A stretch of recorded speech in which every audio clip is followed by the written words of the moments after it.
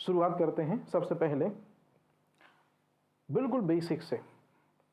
जो करंट में चल रहा है उन्हीं पे पूरा फोकस होगा। हालांकि एग्रीकल्चर रिसर्च इंस्टीट्यूट में आपको एग्रीकल्चर वाले चैप्टर में भी पढ़ाऊंगा, लेकिन थोड़ा सा एक, चूंकि हम इंस्टीट्यूट के बारे में बात कर रहे हैं तो ये इंस्टीट्यूट भी हम एक बार कर लेते हैं और वहां भी कर लेंगे, क्योंकि निश्चित रूप में रिकॉल करने से कोई दिक्कत नहीं। केंद्रीय चावल अनुसंधान संस्थान कहाँ है? आप सब बिल्कुल आंसर करेंगे एक बार में कि सर कटक उड़ीसा में है। ठीक है, अब ध्यान से सुनिए। आजकल कॉम्पिटेटिव एग्जाम में जब भी क्वेश्चन आता है तो कटक और उड़ीसा नहीं पूछते हैं, कहाँ है एग्जैक्टली ये बताओ। कटक में, सॉरी उड़ीसा में, कटक में कहाँ पर है? तो विंध्याधरपुर, याद रहेगा, मोस्ट इंपॉर्टेंट चीज। अच्छा, चावल अनुसंधान संस्थान कब से कार्यरत है? ऐसे क्वेश्चन आ रहे हैं आजकल, जरूर याद रखिएगा। दो चीजें आपके हवाले। नेक्स्ट, आईसीएआर गन्ना प्रजनन संस्थान कहां पर है? तो आप में से ज्यादातर लोग बोलेंगे कि सर यूपी में है। आप गलत हो गए, यूपी में कुछ और है, उसके बारे में आगे मैं बताता हूं। आईसीएआर से जुड़ा हुआ गन्ना प्रजनन है, यहाँ अनुसंधान संस्थान नहीं है, गन्ना प्रजनन संस्थान, रिप्रोडक्शन इंस्टीट्यूट, याद रखिएगा। वो कहां पर है? तमिलनाडु, कोयम्बटूर में, याद रहेगा। और केंद्रीय आलू अनुसंधान संस्थान, ये तो हिमाचल प्रदेश के शिमला में, और आजकल वहां भी स्टैंडर्ड टर्म पूछने लगे कि वहां पे कहां है? कुफरी में। तो अच्छे से देख लीजिए, चावल अनुसंधान संस्थान जो है वो कहां पर है, गन्ना प्रजनन संस्थान कहां पर है, और आलू अनुसंधान संस्थान कहां पर है। और जो चीजें मैं बताता चल रहा हूं, जिनको मैंने मार्क किया है, ये आप जरूर याद रखिएगा। अब चलते हैं आगे। अब इसके बाद जैसे ही हम आगे बढ़ते हैं तो कृषि से संबंधित जब भी अनुसंधान संस्थान की बात होती है तो दो अनुसंधान संस्थान सबसे ज्यादा पूछे जाते हैं कृषि से रिलेटेड। सबसे पहला अनुसंधान संस्थान है भारतीय कृषि अनुसंधान संस्थान, जिसको कहते हैं इंडियन, है ना, एग्रीकल्चर रिसर्च इंस्टीट्यूट। अच्छे से देख लीजिए, भारतीय कृषि अनुसंधान संस्थान, इसका हेड ऑफिस कहां पर है? नई दिल्ली। ये सबको पता रहता है। एक और है भारतीय कृषि अनुसंधान परिषद, इंडियन काउंसिल एग्रीकल्चर रिसर्च। तो काउंसिल है मतलब परिषद है, ये भी कहां पर है? नई दिल्ली। मतलब संस्थान भी कहां पर है? अनुसंधान संस्थान। अच्छे से देख लीजिए, गलती नहीं कीजिएगा। अनुसंधान संस्थान भी दरअसल में कहां पर है पिताजी? अनुसंधान संस्थान नई दिल्ली में। अनुसंधान परिषद कहां पर है बेटा जी? नई दिल्ली में। अब चलते हैं क्वेश्चन। भारतीय कृषि अनुसंधान संस्थान, जिसको आईएआरआई कहते हैं, इसको किस सन में बनाया गया? जब हिंदुस्तान बंगाल विभाजन के खतरे से जूझ रहा है, उसी साल एग्रीकल्चर को प्रमोशन देने के लिए जिसने बंगाल विभाजन कराया था, उसी व्यक्ति ने दरअसल में आईएआरआई की स्थापना की है। मोस्ट इंपॉर्टेंट क्वेश्चन कि बंगाल विभाजन कराने वाले व्यक्ति लॉर्ड कर्जन को हमेशा हम इसी नाम से जानते हैं, जिसने बंगाल का सेपरेशन कराया था, बंगाल का विभाजन कराया था। लेकिन कृषि के क्षेत्र में इसने एक अनुसंधान दिया है, नाम है आईएआरआई। लेकिन ये आईएआरआई, याद रखिएगा, शुरुआत से नाम नहीं था। साल 1905 में लॉर्ड कर्जन ने इसे पूसा इंस्टीट्यूट नाम दिया था, और ये पूसा इंस्टीट्यूट दरअसल में बिहार के पूसा में था। पूसा दरअसल में जगह है, तो पूसा में एग्रीकल्चर के लिए इंस्टीट्यूट बनेगा, तो निश्चित रूप में इसे क्या बोलेंगे? पूसा इंस्टीट्यूट।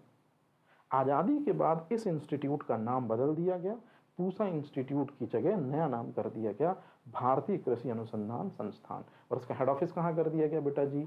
नई दिल्ली कर दिया गया। क्वेश्चन समझ में आ रहे हैं? आईएआरआई कब बना, किसने बनवाया, पूर्व में इसका नाम क्या था, याद रखिएगा। अब चलते हैं भारतीय कृषि अनुसंधान परिषद। भारतीय कृषि अनुसंधान परिषद आईसीएआर, इसका हेड ऑफिस नो डाउट नई दिल्ली में है, लेकिन इसकी स्थापना कब हुई थी? भारी कंफ्यूजिंग और सबसे खतरनाक क्वेश्चन, 90% स्टूडेंट को ये याद ही नहीं रहता। तो आप देख लीजिए 1929, मतलब ब्रिटिशर्स के अधीन हैं हम 1929 में। और उस समय पे भारतीय कृषि अनुसंधान परिषद को इंपीरियल कृषि अनुसंधान परिषद के नाम से जाना जाता था। मोस्ट इंपॉर्टेंट चीज याद रहेगी ये चीज आपको। अच्छा, एक चीज और मैं बता दूं इस स्लाइड को छोड़ने के पहले, लॉर्ड कर्जन ही वो व्यक्ति है जो जितने भी वायसराय भारत में आए थे उनमें सबसे युवा वायसराय था। याद रखिएगा, सबसे युवा वायसराय कौन था बेटा जी? आंसर है लॉर्ड कर्जन। और लॉर्ड कर्जन ही वो व्यक्ति है जिसने भारतीय स्मारकों के प्रति संरक्षण भाव सबसे पहले दिखाया। भारतीय स्मारकों का संरक्षण किया जाए, जैसे आज हम ताजमहल में जाते हैं ना, चार मीनार में जाते हैं, लाल किले में जाते हैं, तो कुछ लिख नहीं सकते, कुछ ड्रॉ नहीं कर सकते कि चिंकी संग पिंकी, है ना, अपना नाम, अपने मैडम का नाम नहीं लिख सकते हैं। क्यों? क्योंकि अब गवर्नमेंट ने दरअसल में उन स्मारकों को अपने अधीन ले लिया है और अब आप ऐसा नहीं कर सकते।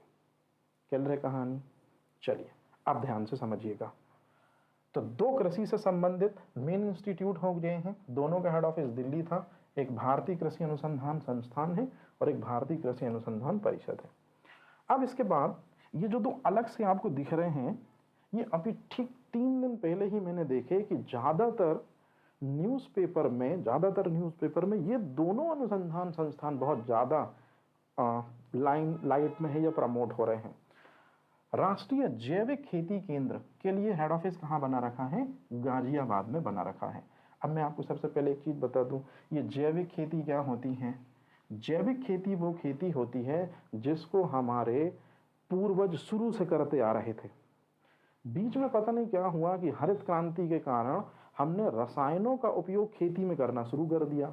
रासायनिक कीटनाशक, रासायनिक खरपतवार नाशी, रासायनिक उर्वरक जैसे यूरिया, डीएपी हमने ज़्यादा मात्रा में डाले, ज़्यादा हमको प्रोडक्शन मिला, फसल की पैदावार अच्छी हुई, लेकिन मृदा की उर्वरक क्षमता पे नकारात्मक प्रभाव पड़ा। इसी वजह से हरित क्रांति जहाँ जहाँ चल रही थी, अब उन जगहों पर मृदा की उर्वरता लगभग मरुस्थल सी बन चुकी है या मृदा पूरी तरह से समाप्त सी हो चुकी है, वहाँ कुछ नहीं उपजता है। ऐसी मृदा को फिर से उर्वर बनाने के लिए जैविक खेती की तरफ लौटाया जा रहा है। जैविक खेती वह खेती होती है जिसमें रसायनों का कम से कम इस्तेमाल होता है। तो अब भारत ने, स्पेशली एमपी गवर्नमेंट जो है, वो जैविक खेती को प्रमोट कर रही है। जिन किसानों के खेत 1 हेक्टेयर से भी कम है, इसको हिंदी में कहते हैं सीमांत जोत वाले हैं, निश्चित रूप में राष्ट्रीय जैविक खेती केंद्र उनको दरअसल में बताता है कि आप कैसे खेती करें, कैसे अपनी मृदा को लगातार सुधार सकते हैं। तो राष्ट्रीय जैविक खेती केंद्र के लिए हमने कहाँ हेड ऑफिस बनाया है? गाजियाबाद में। और केंद्रीय कपास अनुसंधान संस्थान ये महाराष्ट्र के पास में ही जगह है, नागपुर, क्योंकि महाराष्ट्र और राजस्थान ही दरअसल में वो जगह है जहाँ पर कपास साइज सबसे ज़्यादा होता है। आप इसको देख लीजिएगा जियोग्राफी में, है ना।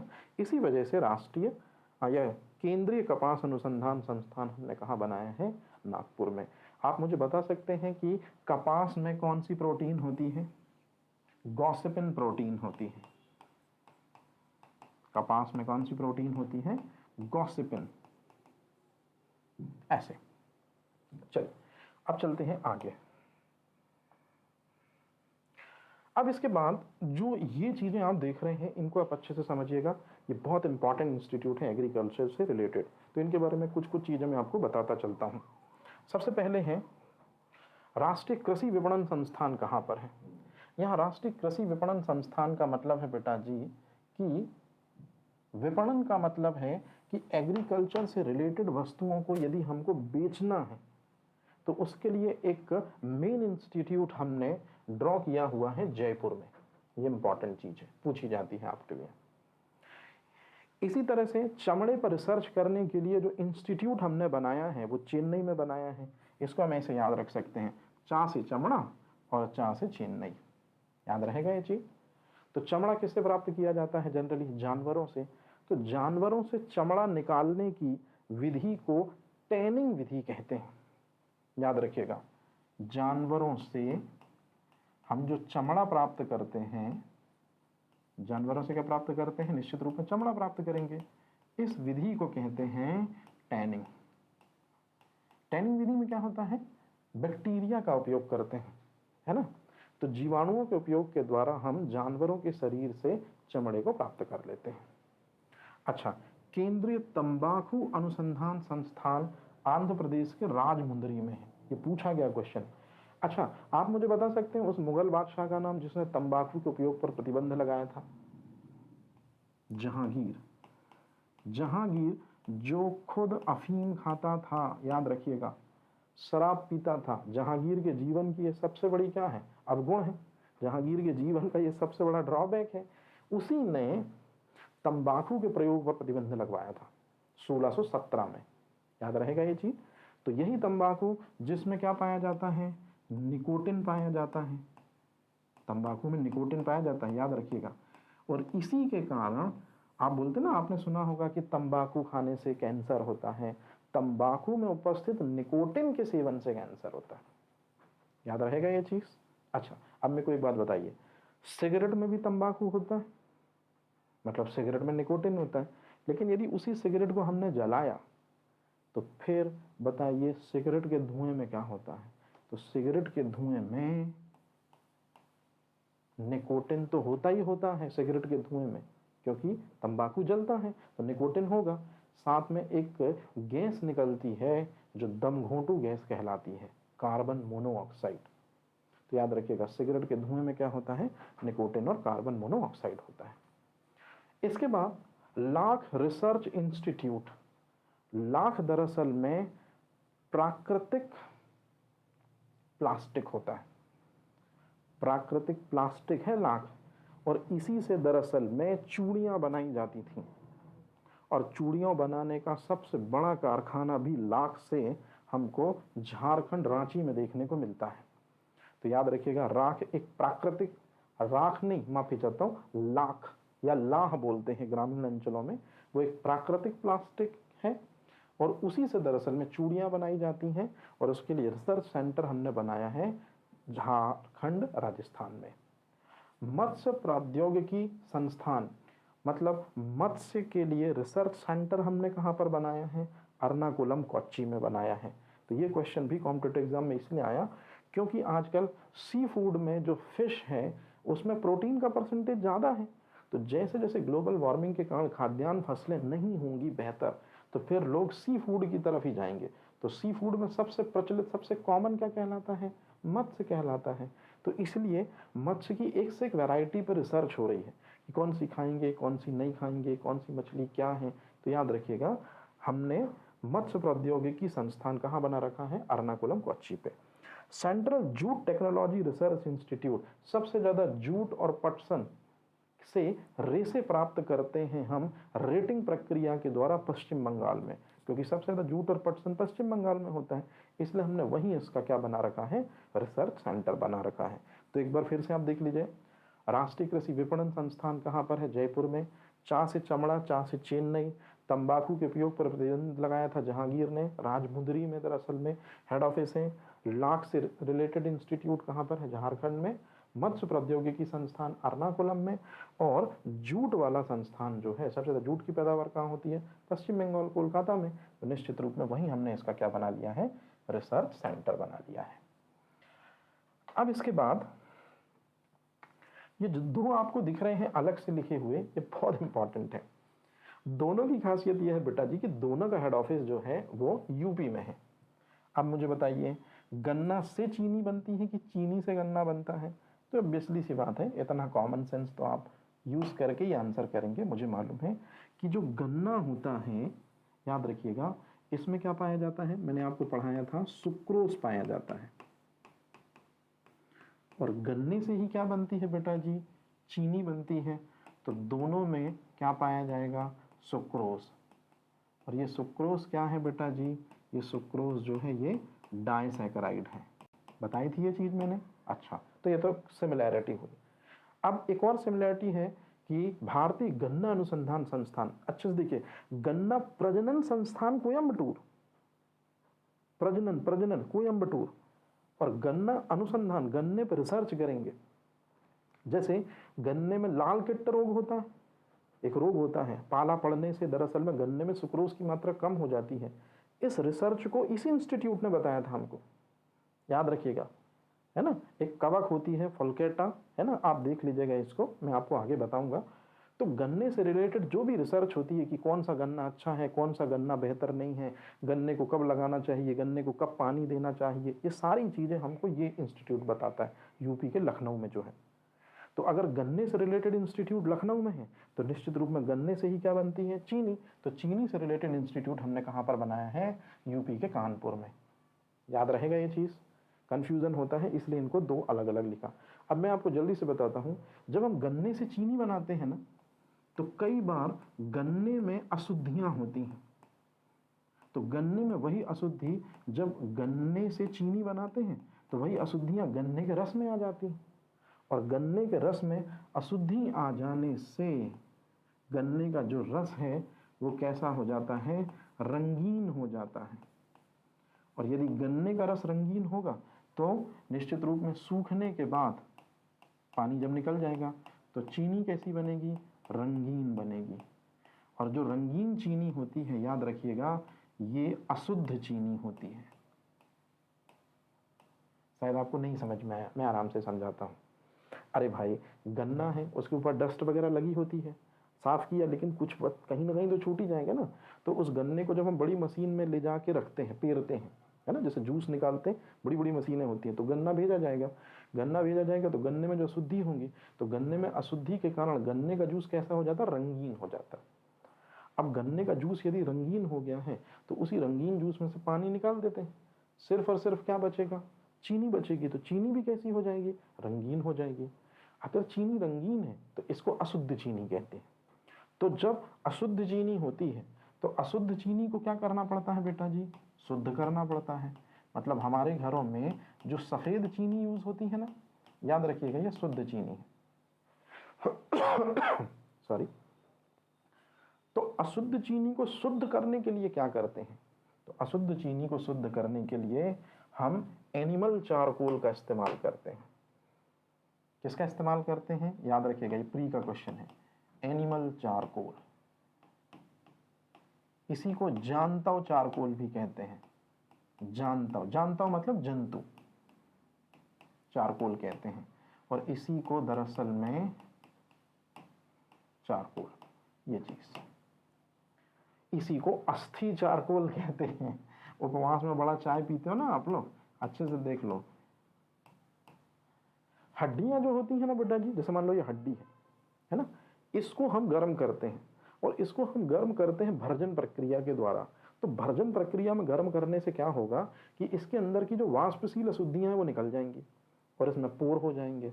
और बस इन्हीं पोर को तो हम बड़े आराम से, मतलब इस पोरस हड्डियों को हम अशुद्ध चीनी में लगा देंगे, तो कुछ समय से अशुद्ध चीनी में से जो अशुद्धि है वो हड्डी के अंदर अवशोषित हो जाएगी, और इस तरह से चीनी कैसी हो जाती है, शुद्ध हो जाती है।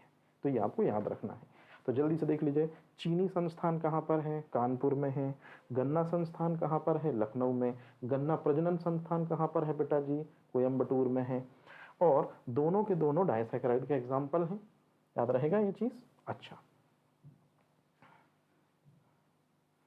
अब इसके बाद खाद्यान्न से संबंधित कुछ इंस्टीट्यूट हैं जिनको आपको ध्यान रखना पड़ेगा, और इनके बारे में कॉम्पिटेटिव एग्जाम क्वेश्चन पूछता है। केंद्रीय खाद्य प्रौद्योगिकी अनुसंधान संस्थान मैसूर में है, याद रखिएगा। और यही जो संस्थान जो कि मैसूर में है बेटा, यही संस्थान जो कि मैसूर में है, इसी ने हमको बताया था, क्या बताया था, कि मैगी में लेड की मात्रा ज़्यादा होती है, जिस वजह से मैगी हमको नहीं खानी चाहिए। ये सोचो, इसी संस्थान के द्वारा बताई गई बातें हैं। इस संस्थान ने हमको ये भी बताया था कि ज़्यादा लंबे समय तक बरसात के सीजन में यदि मॉइस्चर आ जाए उनमें, अनाज में, तो फंगस जमा हो जाती है, एस्परजिलस। एस्परजिलस फंगस जो है वो अपने अंदर से एफ्लाटॉक्सिन विष निकालती है, और एफ्लाटॉक्सिन विष के कारण कई बार चावल गेहूं जो होते हैं वो पॉइजनस हो जाते हैं। और आप अगर ऐसे चावल गेहूं को खाते हैं तो आपको सबसे ज़्यादा जिस समस्या का सामना करना पड़ता है उसको दरअसल में फूड पॉइजनिंग की समस्या कहते हैं। मतलब खाद्य पदार्थों से संबंधित बहुत सारे नॉलेजेबल फैक्ट हमारे सामने ये केंद्रीय खाद्य प्रौद्योगिकी अनुसंधान संस्थान लाता रहता है। जैसे लास्ट टाइम एमपीपीएससी ने क्वेश्चन पूछा था, अजीनोमोटो माने मोनोसोडियम ग्लूटामेट को हम क्यों यूज़ करते हैं? आहार को रुचिकर बनाने के लिए। दरअसल में उसका जितना ज़्यादा इस्तेमाल होगा उतना ज़्यादा लोगों को कैंसर वाली दिक्कतें होंगी। ये अपन नहीं कह रहे हैं, ये इंस्टीट्यूट ने ही दरअसल इस पर रिसर्च करी और बताया है कि बड़ी बड़ी होटलों का आपको खाना या कोई डिश बड़ी पसंद होगी, स्पेशली सब्जियां, क्योंकि वहाँ के जो खाना बनाने वाले जो शेफ होते हैं या जो भोजन को पकाने वाले जो कुक होते हैं वो दरअसल में अजीनोमोटो का ज़्यादा इस्तेमाल करते हैं। तो खाद्य पदार्थों से रिलेटेड इस तरह की डिस्कवरीज, इस तरह के रिसर्चेस को मैसूर टाइम टाइम पे लाता रहता है। अब केंद्रीय औषधि अनुसंधान संस्थान की कोई भी औषधि यदि खोजी जाती है तो उसके लिए सबसे पहले रिसर्च होती है। कहाँ पर होती है रिसर्च? लखनऊ में। अच्छा, जहां पर औषधि अनुसंधान संस्थान है वहीं पर विष अनुसंधान संस्थान भी है। तो कोई भी विष पदार्थ यदि मिलता है तो उस पर सबसे पहले केंद्रीय विष अनुसंधान संस्थान जो लखनऊ में है वहीं पर रिसर्च होती है। तो ये आप याद रखेंगे कि लखनऊ में दरअसल में कौन कौन से संस्थान हो जाएंगे, अच्छे से देख लीजिए। लखनऊ में सबसे पहला हो जाएगा गन्ना अनुसंधान संस्थान। दूसरा क्या हो जाएगा आपका? औषधि अनुसंधान संस्थान। तीसरा क्या हो जाएगा? विष अनुसंधान संस्थान। तो ये आपको याद रखने हैं। अब दूध से संबंधित कुछ संस्थान हैं, ये आपने पढ़े होंगे, लेकिन मैं आपको जो बता रहा हूं आप उससे क्लियर करना, बहुत इंपॉर्टेंट है जी। तो दूध से संबंधित यदि हम संस्थानों की बात करें तो उसमें नंबर 1 पोजीशन पर है नेशनल डेयरी रिसर्च इंस्टीट्यूट, मतलब नेशनल डेयरी रिसर्च इंस्टीट्यूट। कहाँ पर इसका हेड ऑफिस है बेटा जी? हरियाणा में तो है, लेकिन हरियाणा में कहाँ पर है? करनाल में। आजकल क्वेश्चन ये नहीं पूछते हैं क्योंकि ये आपको पता है, आजकल क्वेश्चन ये पूछते हैं इसकी स्थापना कब हुई है। याद रखेंगे 1989 से, याद रहेगी ये चीज। तो डेयरी कहाँ पर है? ये। अब जो ये संस्थान है ना, ये इसके अंतर्गत में कार्य करने वाला शोध संस्थान है। याद करिए, भारतीय कृषि अनुसंधान संस्थान लिखा है कि परिषद लिखा है। परिषद कब बना था? 1929 में बना था। पढ़ा था ना हमने अभी कुछ ही समय पहले। तो भारतीय कृषि अनुसंधान परिषद के अंतर्गत ही ये कार्य करने वाला शोध संस्थान है, नेशनल डेयरी रिसर्च इंस्टीट्यूट। दोनों क्वेश्चन आए हुए हैं, याद रहेगा। और जब हम डेयरी रिसर्च इंस्टीट्यूट पढ़ते हैं तो निश्चित रूप में राष्ट्रीय डेयरी विकास बोर्ड भी हमको पढ़ना चाहिए, क्योंकि राष्ट्रीय डेयरी विकास बोर्ड जो है इसका हेड ऑफिस गुजरात के एक उस सिटी में है जिसको मिल्क सिटी कहते हैं, मतलब आनंद। याद रखिएगा, आनंद को मिल्क सिटी कहते हैं। क्यों कहते हैं आनंद को मिल्क सिटी? क्योंकि आपने शायद सुना होगा व्हाइट रेवोल्यूशन, श्वेत क्रांति सुना होगा, जो दुग्ध के उत्पादन से है। तो दुग्ध के उत्पादन से जो श्वेत क्रांति शुरू की गई थी, याद रखिएगा, वो आनंद सिटी में ही शुरू की गई थी। और इसको शुरू करने वाले व्यक्ति का नाम क्या है? वर्गीस कुरियन। और वर्गीस कुरियन को हम मिल्कमैन ऑफ इंडिया कहते हैं। असल मायने में ये 3 लोग हैं। अमूल दरअसल में वो कंपनी है, आनंद वो जगह है जहां पर वो कंपनी अमूल है। 2 लोग हैं, माफी चाहता हूं, 3 लोग हैं। पहला नाम है त्रिभुवन दास पटेल, दूसरा नाम आप सब जानते हैं, मिल्कमैन ऑफ इंडिया, दुग्ध क्रांति के जनक वर्गीस कुरियन, और HM दालिया। तो याद रखिएगा, ये तीनों के तीनों अमूल त्रिमूर्ति हैं और इन्होंने ही दुग्ध क्रांति को इंटरनेशनल लेवल पर हाई फाई और ब्रांड के रूप में स्टैब्लिश किया था। तो अब अगर कोई आपसे पूछे कि राष्ट्रीय डेयरी विकास बोर्ड जो है इसका हेड ऑफिस आनंद गुजरात में है, क्या करता है ये, तो आपको पता होना चाहिए कि 13 जनवरी 1970 को दुग्ध उत्पादन को बढ़ावा देने के लिए एक कार्यक्रम शुरू किया गया था जिसे कहते हैं ऑपरेशन फ्लड। ऑपरेशन फ्लड को इसी दरअसल में इंस्टीट्यूट ने, इसी बोर्ड ने दरअसल में क्या किया था? रेगुलेट किया था। तो सबसे बड़ा डेयरी का प्रोग्राम जो है, या सबसे बड़ी डेयरी के विकास की जो परियोजना है, उसकी नींव या उसकी माइलस्टोन दरअसल में इसी संस्था ने रखी थी। अब अगर कोई आपसे पूछे कि भारत को दुग्ध राजधानी या भारत की दुग्ध राजधानी कहाँ है, तो आंसर है आनंद सिटी। याद रहेगा ये चीज, जो कि गुजरात में है और इसलिए इसको जाना जाता है। अब इसके जस्ट बाद यदि हम बात करें कि मौसम और जलवायु से संबंधित कुछ संस्थान हैं, तो मौसम और जलवायु से संबंधित कुछ संस्थान में मेरे को नहीं लगता कि इसमें कुछ आपको बताने की खास ज़रूरत है। इसमें से आप 2-3 चीज़ें देख लो कि भारतीय मौसम विज्ञान विभाग नई दिल्ली में बनाया गया है, जो मौसम से संबंधित हमको इन्फॉर्मेशन देता है। मौसम वेधशाला हमने कहाँ बनाई है? पुणे में बनाई है। निश्चित रूप में ये तो वन लाइनर फैक्ट है। राष्ट्रीय समुद्र विज्ञान संस्थान, ये पूछा गया क्वेश्चन है, गोवा में पणजी में हमने इसको बनाया है। और पारिस्थितिकी विज्ञान केंद्र कि हमारे आसपास जो भी घटनाएं घट रही होती हैं तो अजैविक घटकों का जैविक घटकों का क्या प्रभाव पड़ता है, पारिस्थितिकी विज्ञान केंद्र ये बेंगलुरु में दरअसल में बनाया गया है।